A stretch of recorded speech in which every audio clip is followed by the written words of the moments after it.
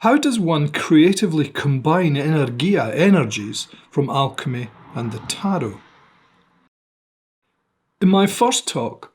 I pointed out that alchemy had been viewed by some as a proto-chemistry, whilst others use its themes for occult study and artwork, or that its tenets have been regarded theosophically, philosophically, or indeed altered to fit a series of psychological processes. Yet, nevertheless, from my own studies and work, I have learned that alchemia, like the tarot, involves both theory and practice, and this can lead the magical practitioner through several processes, and which result in considerable transformation of both materia and indeed the practitioner themselves. When someone asks me what the purpose of alchemy is, and how one can begin in its study, my answer is that they should engage not only the corporeal or phenomenal,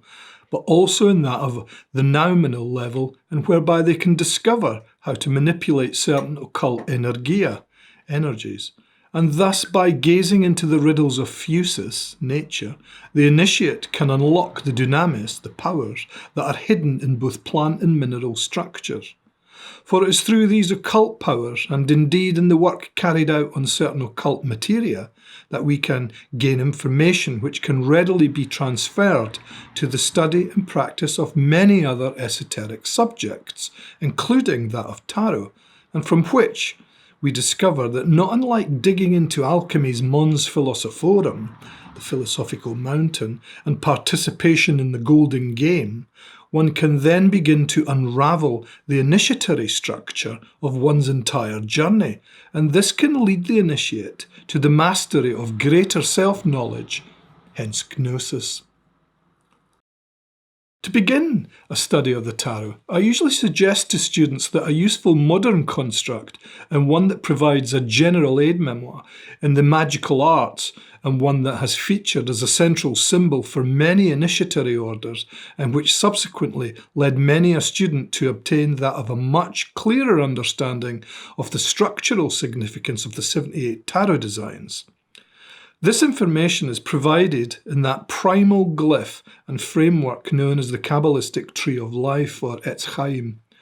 For in general, the glyph schema is demonstrated by that of a downward emanatory or downward bolt of current, otherwise in Greek that termed katabasis, or emanation of the mind-soul's descent into matter,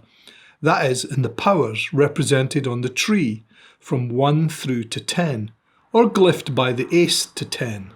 and thence by way of the practitioner's return pathway by magically activating the Ophidian current within, and then anabasis, which signifies the mind-soul's return journey back to the one. For this journey, when understood by the pathways on the tree, allows the practitioner to unlock through certain more enigmatic alchemical mysteries hidden within the initiatory paths, and which are clearly associated with the practice and activation through magic. I would also therefore strongly recommend the listener to analyse the glyph's initiatory function and significance as described in relation to that of magic, alchemy, and as we will see, the Thoth Tarot. All of this I have discussed in my book, The Night of Pan.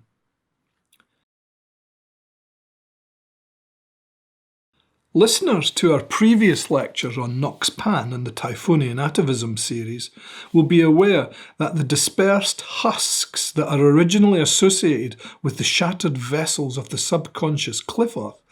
go to providing new areas for creative thinking by initiates, and which through the study and cleansing thereof